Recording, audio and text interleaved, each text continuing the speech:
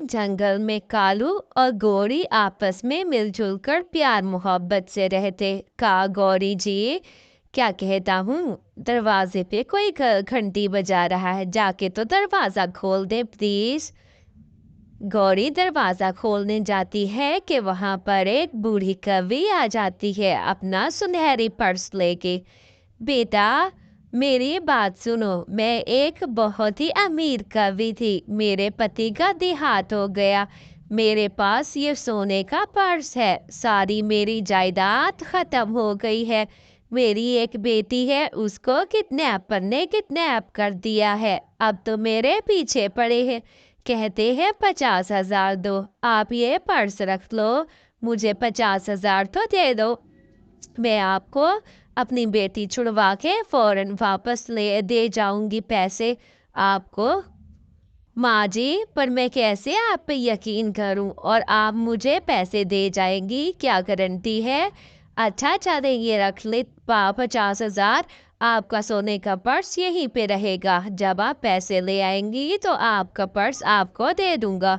ऐसे ही बूढ़ी कवि पैसे देकर चली जाती है। कालू जी, ये क्या कर दिया आपने? आपने क्यों पैसे दे दिए? आपको यकीन है ये सोने का है? हाँ रानो बहन, रुको रुको, गौरी, रानो का फोन आया है दूसरे जंगल से। जी रानो बहन, कैसी हैं आप? क्या कर रही हैं? कब हमारे जंगल आएंगी? आप जब से गई हैं बिल्कुल रौनक खत्म हो गई है। बस क्या बताऊं कालू भाई, यहाँ पर बहुत काम है, पता है ना, दूसरे जंगल में काम का लोडिंग बहुत ज़्यादा है, मेरा काम ख़त्म होगा तो मैं लौट आऊँगी, आप ज़रूर मेरे घर पे आना। यहाँ पे शहर वाले जंगल तो बहुत मुश्किल से गुजारा होता है, आप मेरे मुझे मिलने आना, गौरी को भी लेके आना। हाँ हाँ, क्यों नहीं क्यों नहीं, लेकर आऊंगा गौरी को, अभी वो नदी पे पानी पीने गई है, आती है तो मैं आपकी बात कराऊंगा गौरी से। ऐसे में कुछ दिन गुजर जाते हैं, समय बीतते पता ही नहीं चलता। अरे कानू जी, अभी तक वो बूढ़ी कवि नहीं आई, 50,000 हमारे लेके कहीं भाग तो नहीं गई? मुझे तो बहुत फिक्र हो रही है, हमारे पैसे लेकर चली तो नहीं गई? आपने ऐसे ही पैसे उठा कर दे दिए, ना अता ना पता। अरे वो अपना सोने का बैग दे के गई है, ऐसे कैसे भाग सकती है? तुम थोड़ा सब्र रखो, ऐसे वो इतना जल्दबाजी मत करो, ऐसे ही कुछ दिन और गुजर जाते हैं। अब तो कालू को भी तजस्सुस होने लगा, अरे अभी तक नहीं आई, मैं जा करके चील भाई से ये पता कराता हूँ कि ये सोने का है, इसको हम बेच ही देते हैं, ना रहेगा पर्स और हम पैसे भी खा जाएंगे, नहीं आती ना आए। चील भाई, ये सोने का पर्स है, हमने ये बेचना है, आप प्लीज इसकी अच्छी कीमत लगाए और कोई 2-4 लाख का बताए और दे दे, मुझे पैसों की जरूरत है। ऐसे में चील देखता है, क्यों कालू, पागल समझा है क्या मुझे? मैं तो कई सालों से कारोबार कर रहा हूँ सोने का, मैं तो सुनार का काम करता हूँ, तुम मुझे ही चूना लगाने आ गए, ये नकली पर्स है, दफा हो यहाँ से।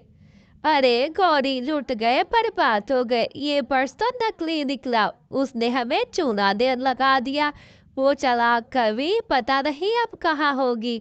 ऐसे में रानू को कॉल आ जाती है, अरे रानू क्या हुआ, आपने कॉल की, बताए कोई परेशानी है? आपका भाई कालू तो लुट गया, बर्बाद हो गया है।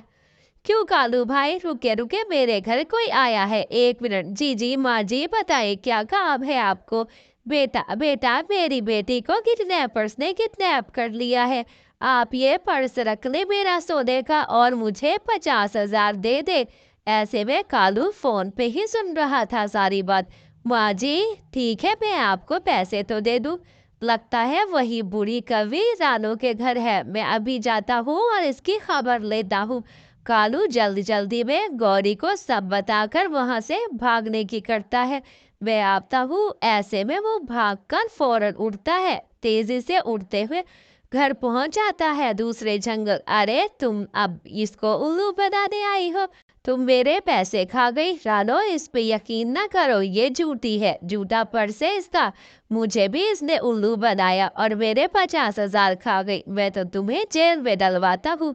जब तक मेरे पैसे नहीं निकालती मैं तुम्हें छोड़ूंगा नहीं। कालू और गौरी रानो कहती है, अरे बूढ़ी माँ जी, आपको शर्म आनी चाहिए, आपने क्या लिबादा ओढ़ा हुआ है। एक तो बूढ़ी हो, तरस खाए तुम पे, मगर तुमने तो हद कर दी। अरे कालू कालू, मुझे माफ कर दो, मुझे निकालो, पैसे दे दूंगी मैं तुम्हारे। प्यारे बच्चों, कहानी अच्छी लगे तो वीडियो को लाइक शेयर सब्सक्राइब करना और कमेंट में बताना कहानी कैसी लगी। Bye bye.